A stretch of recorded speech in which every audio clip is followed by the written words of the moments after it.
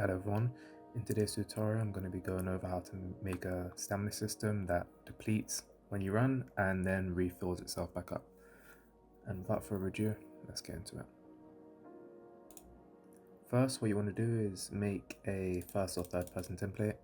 I'm gonna I'll make one just to follow along with the video. Call it something like, I don't know, just stamina, and then click create. Once everything's loaded, what you're going to want to do first is actually create the logic for your character to run. So click Control and Space to open up the content drawer, go into third person, blueprints, and then BP underscore third person. Scroll down or wherever where there's some space, and we're going to create 3 new variables for this stamina system, but the first 2 will be for the sprinting. So you want to make can run, you want to make is running, and you want to make stamina. The stamina will be a float. You compile it, you can change the value. It'll just be 1, and make sure is running and can run are set to true. Then you want to actually get the keybind for sprinting, so which is normally left shift, so type in left mouse button. And then if you go to top right, you can click this to select the value and then just click shift and it'll get it for you. Alternatively, you can just search up shift key, left shift key, and you'll get it. So first, you want to get a branch, plug that in there, and plug in can run. You also want to get another branch, plug it in true, and then we're going to want to get velocity, vector length, and greater, and we'll set this to about 10. This is just so when you hold shift and are standing still, it won't use up any of the meter. Then you'll want to get set is running, put it to true. Then you want to get the character movement component, get set max walk speed, put it to something like 800 if I could connect the pin, like so. Then you want to get is running again, make sure it's not ticked so it's false, get this character movement component, or you could just drag off it and go back here, but for neat purposes we'll just get it again, set max walk speed, and we'll put it to something like 299 or whatever value you want to walk with. You want to click on the character movement component and make sure the max walk speed is set to whatever you made it here, just so when you start the game, you know, it's not got a different walk speed. Okay, and then this will be all, well, for now, with the running logic. You want to create a new custom event and call it consume stamina. We also want to plug this at the end here because we'll want it to call consume stamina when the player runs, like so. And then for this event, what we're basically trying to do is get it so when you run, you consume stamina, so it takes off the meter. So we'll make a function and call it subtract stamina. And inside the function, we want to hold control to get the stamina, get subtract, put this to a value of like 0.0025. Then we want to get a clamp float, just so it doesn't subtract into the minuses. And then we want to hold Alt, drag off stamina, and get it like that. And then we'll just get a print string just at the end of this, so it displays on the screen when we play it if everything's working. Compile it. Then here we're going to do subtract stamina. Going to make a branch and put is running in the condition. Make another branch and make it so if the stamina is equal to 0, you have true and false values. If the stamina is equal to 0, we're going to want to make the player stop running or not able to run. So you want to set can run, make sure it's not checked so they can't run, then get the character movement component and set the max walk speed back to the walk-in value, which was 299.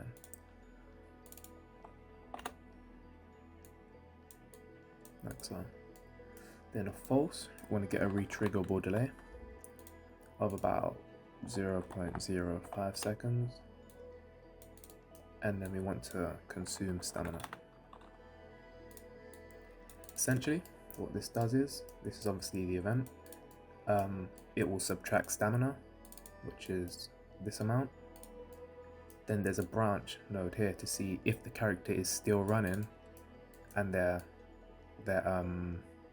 stamina meter is equal to 0, so there's nothing left. They're not able to run anymore, and because they're not able to run anymore, the speed will be set to walking. And for the false value, if they are running and their stamina meter isn't equal to 0, so they've still got stamina left, you're just going to continue taking more stamina. Okay, and then off this false pin, we want to set timer by event. Make this a value of 1.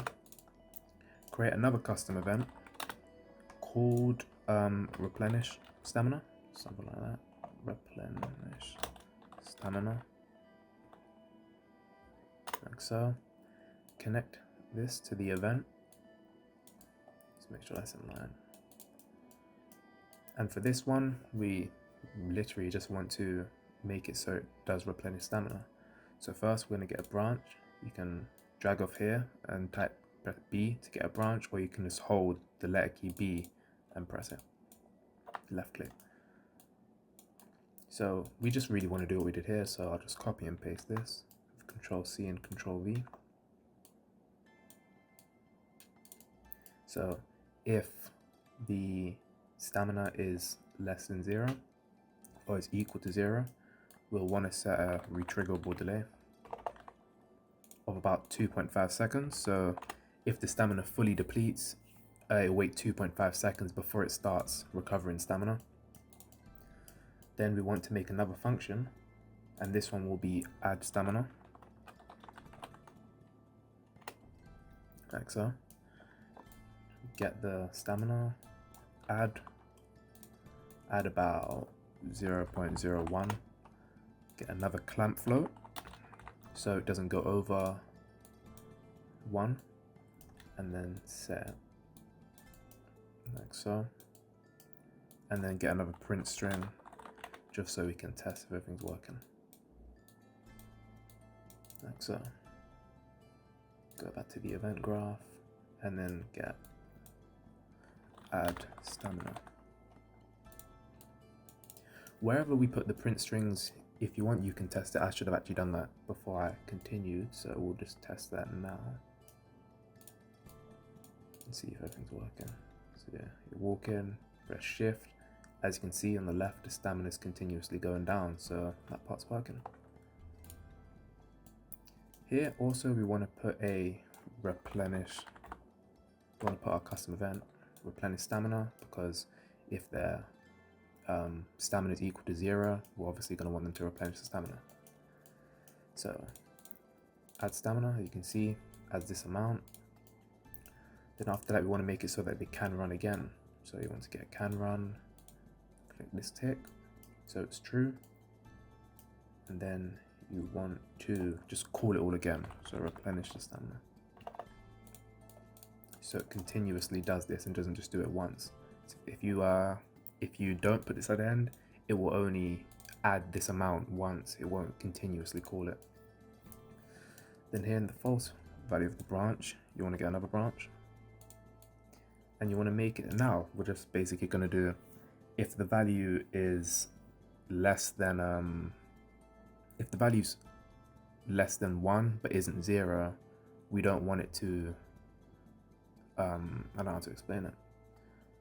I'll show you. I'll do it and then I'll show you what happens if we don't have it. So here you just want to get out of here, get less, it's less than 1. You want to get and bool, and boolean, and get not boolean,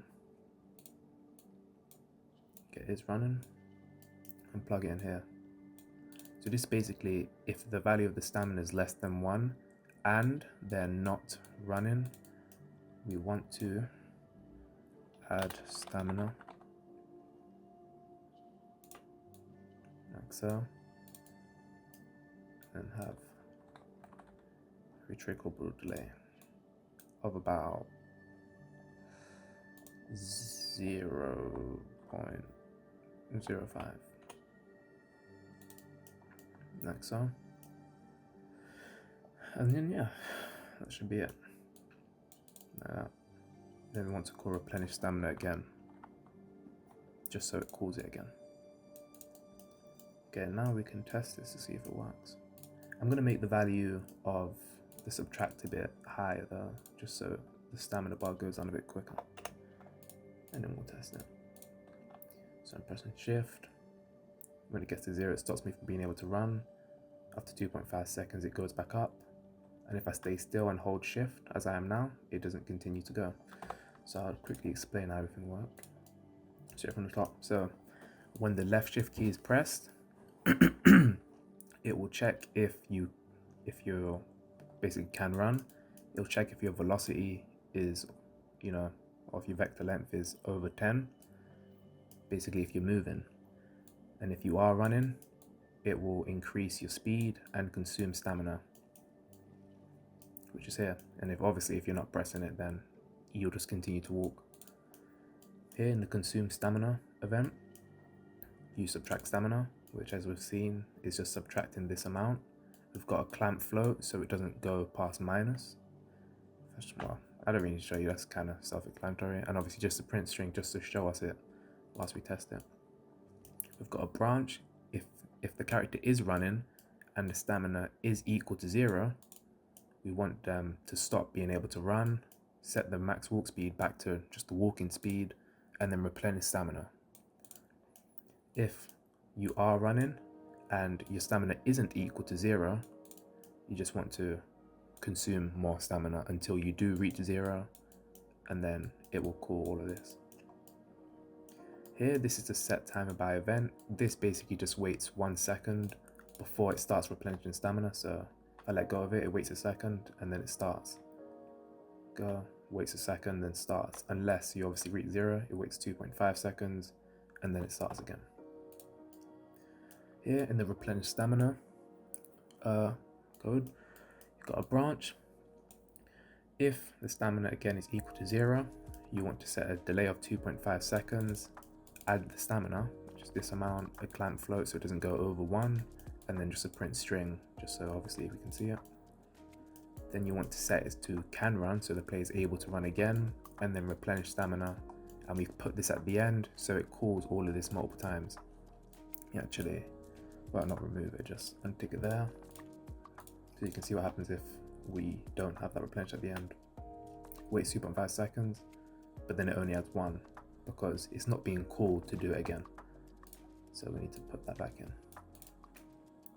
And here, if the stamina is not equal to 0, we want to check if it's less than 1, and if it is less than 1 and your character isn't running, we want to add stamina and then just replenish the stamina. Call replenish stamina, which is obviously here, so it keeps running again. And obviously if you unplug this one or don't put it in, it'll only replenish stamina once and won't do it continuously until you fall. So yeah, that's the part I was trying to explain. I don't know why it was quite hard to explain.